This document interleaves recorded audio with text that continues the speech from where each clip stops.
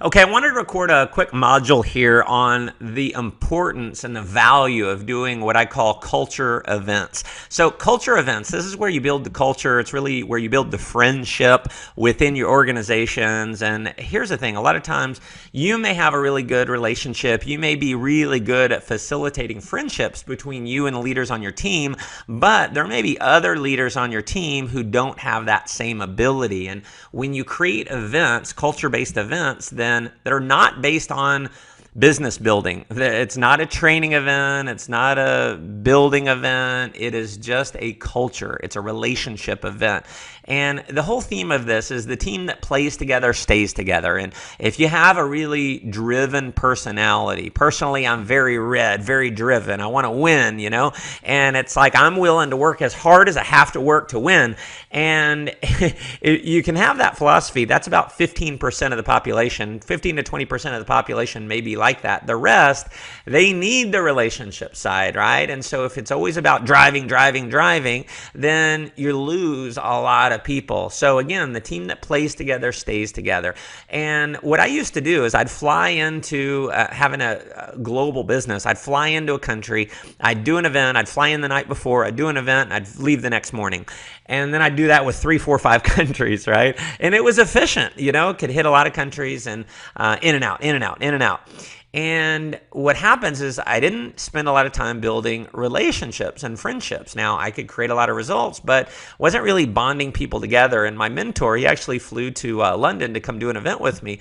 And he's like, Matt, you've got to stop and smell the roses. It's a long-term business. And what creates, long-term businesses is long-term relationships. And so we spent the day, we went around London, we got in the open air buses, and all the people who came with us, they were all from London. And in my mind, I was like, they've probably already done this. It's going to be cheesy for them.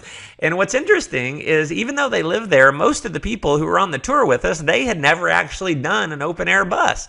They hadn't done it even though they lived there. And so we had speakers, we're playing music, we're laughing and singing songs. I mean, we're just being silly, on and off the bus, doing funny stuff, going to restaurants, went to some bars that night. And it was either about a week or a month after, I ended up having one of the guys from London there who was on the team. He actually told me that was the best day of his life. The best day of his life. I mean, just going around on an open air bus. And I was so shocked by that. And, it just goes to show most people are not living super exciting lives. They don't have these kind of really deep friendships and so forth with a lot of people.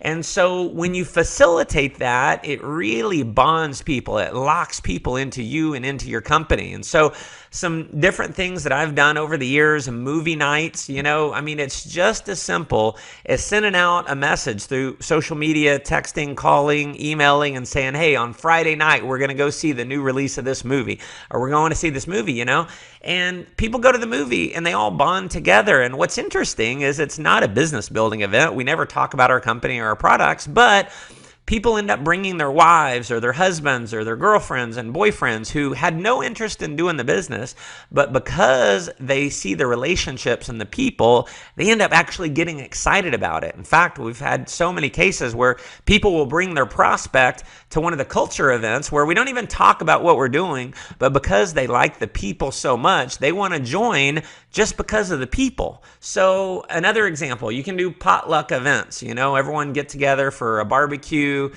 You can do it in homes and parks. We've done amusement parks. In fact, we did 4,000 people at Six Flags Over Texas. That was an amazing event. We did that about 1.5 to 2 years ago, and people are still talking about that today, about how much fun that was. Go-kart racing. One of the most fun times ever was, go-kart racing. You got that competitive spirit you're bringing out. Everyone's racing around the track. Vacations. So just in the last year, I did 2 events, 2 vacations. I did climb Mount Kilimanjaro, had 13 buddies that went with me that are all leaders, mostly in my group. I had a couple Crestline friends that I had come as well. Did an 18,000 square foot villa in Puerto Vallarta that we rented. 18,000 square feet, 4-story, staff of 8, waiting on his hand and foot, and not a business building event. It was just a vacation. But several of my leaders I had on that trip, and that really bonded us together, spending 5 days on vacation together. So vacation events, you can do production-based events. You can either do like top producer, whoever enrolls the most people.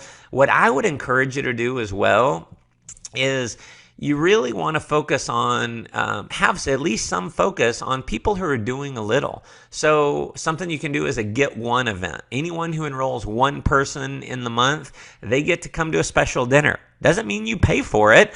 In fact, everyone splits it up. Not a fancy dinner, just it's an opportunity to get together. You call it a rock event, a results-only club. So you could do a rock event. You have to enroll at least one person in order to go to it. Or it could be, one of the lower level ranks. You have to be this rank, or you can come if you enroll one person.